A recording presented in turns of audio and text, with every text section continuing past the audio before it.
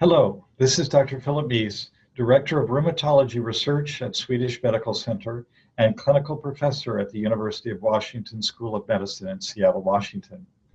I will be discussing the abstract, Secukinumab demonstrates consistent safety over long-term exposure in patients with psoriatic arthritis and moderate to severe plaque psoriasis.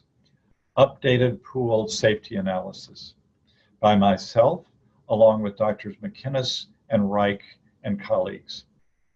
The abstract was presented at the American College of Rheumatology meeting in November 2017. I selected this abstract to discuss because it reported updates on longer-term safety data of secukinumab exposure from pooled data of psoriasis and psoriatic arthritis studies. Results were derived from pooled psoriasis data from 9 phase 3 studies in moderate to severe plaque psoriasis, 3,893 subjects, and pooled data from 3 phase 3 studies in active PSA, 1,380 subjects. Secukinumab doses differed and included intravenous, up to 10 milligrams per kilogram, or subcutaneous loading, followed by subcutaneous maintenance dosing of 300, 150, or 75 milligrams. Placebo patients were re-randomized to secukinumab at 12 to 24 weeks, depending on study design. What were the key findings?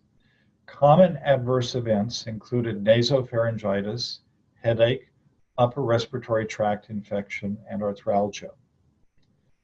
These are common side effects seen in most clinical trials. Serious adverse events for PSA patients were as follows: serious infections, 1.7%, Candida infections, 1.7%, inflammatory bowel disease, 0.4%, Crohn's disease and ulcerative colitis, each 0.1%, major adverse cardiac events, or MACE, 0.4%. Secukinumab demonstrated a favorable safety profile during long-term treatment. Up to 2,841 patient years of exposure for PSA in patients with moderate to severe PSA, consistent with previous reports.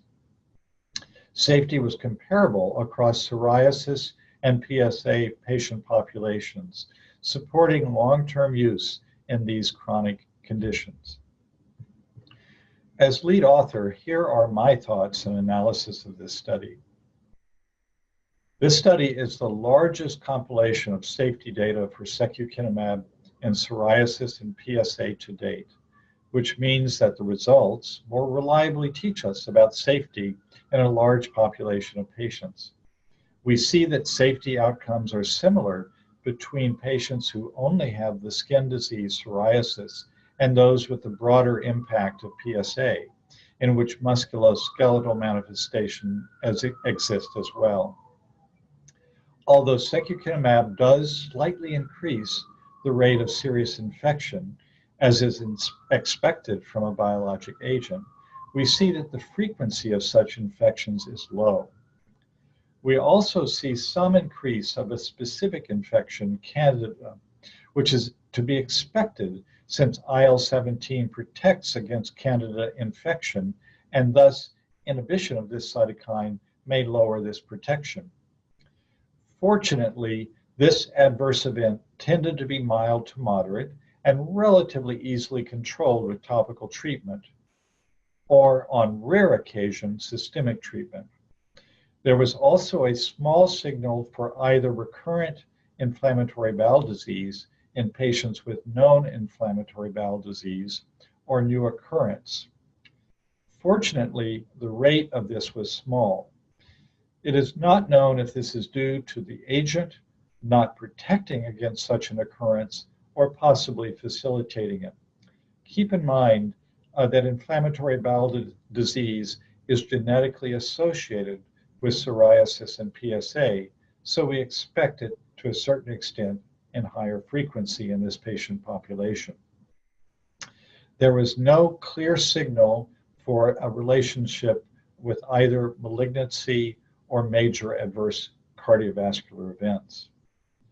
This study supports the point that secukinumab can be used with confidence regarding safety in patients with psoriasis and PSA over the long term. I do avoid use of this medicine in patients with currently active inflammatory bowel disease.